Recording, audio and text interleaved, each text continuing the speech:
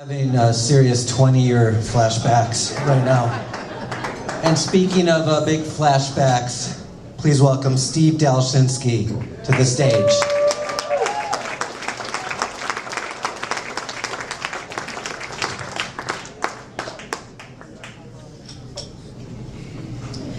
Our relationship exists in the paradox of the struggle.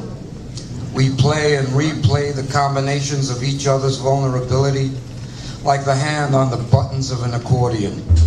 We play our score for a duet that is invisible to us. Those are words by Thomas Chapin.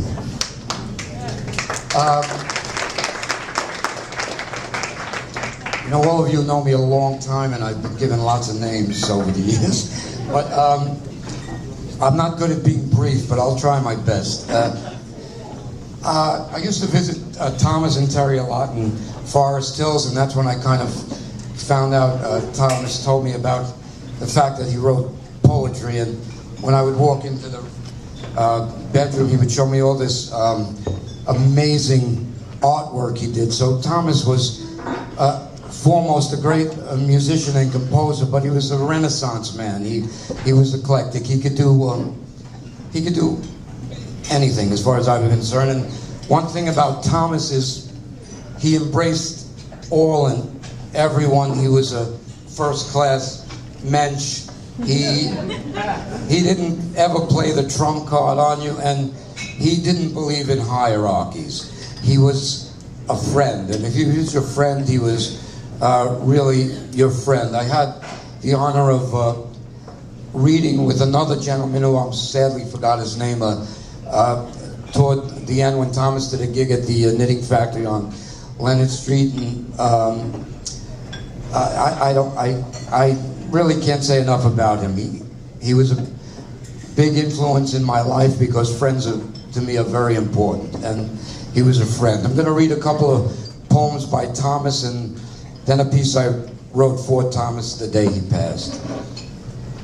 This is called On the Train. Thomas, above all, was a very compassionate human being. Characters in a play, strangers on a train, entrances and exits, my own entrance and exit, names and faces, tips of icebergs coming together, advance of personalities for a short eternity on a journey to where we are, always and ever. Mournful yearnings cry across the desert, now happy, now sad, jabbed in the heart with a golden spike, seeking penetration into myself, with nowhere to go, I'm on my way.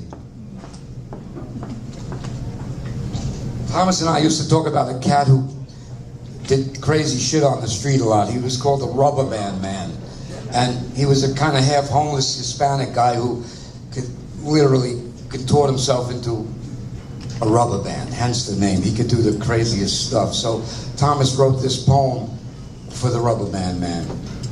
The rubber band man, whose life is one prolonged and nervous breakdown. His personality held together with rubber bands and chewing gum, with outstretched arms as far as rubber bands will allow him to stretch, pleads with an unknown suspected entity. Where have I been all these years, and where am I going? He meets the devil in his dreams, dreams in his waking hours, touches the real on occasions, and forgets to remember. And as Thomas said, like all of us, I am the other part of the equation. And though you forget me or ignore me or loathe me, I never forget or ignore or even ever loathe you. Unmetered music for Thomas Chapin. Thomas, tonight the music speaks for itself. It doesn't know you're gone. It doesn't know anything. It is only an instrument of itself, and the four men up there are its channels. I weep for an instant and am out like a flame to a Japanese lantern, gone up and out. My thin frame remains as a reminder of sentient world. The pain has evaporated like lantern skin, and only those who loved you best and knew you best will have to endure the ashes. But tonight the music speaks for itself, not a healing force, but a body of air pushed through the mouths and fingers of 4 men who didn't know you and don't yet know you're gone. The music speaks to itself in long and lazy soliloquies, fast abrupt choruses, and broken-hearted, heart-busting breaths. And the night expires with applause, and I keep your secret a little longer inside me, though I want to tell everyone. But the music speaks for itself and speaks for me. And if it only already knew you were gone. I spill onto the floor like a drink, drying, spent and drying, looking clear. The dark, through the dark I spill like the range of so many wet evenings in an El Nino year of refusals and full moons. The night is a table, and I am a plain speaker when it comes right down to it, and I announce with a vengeance the sincerity and serenity of an over-anxious drink, damp and delivered in one pathetic and poetic pour onto the scuffed and faded plywood floor. And the music speaks as if it knows you're gone, and in a hot room full of bodies and ribbons, some notes are too numerous to consume. This is death's dark hour. Dare I say it, even say such a stupid thing. The oblong lantern has no light to give off. It just sits there in suspension, waiting for the sad, soft ballad to end as the drummer blows another bubble, and the bubble in my wife's dreaming mind has not yet comprehended that you're gone, and therefore has not yet comprehended that this bubble must burst.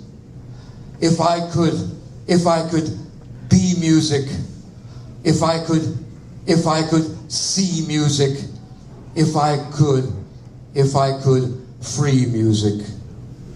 Yeah. I love you, Thomas.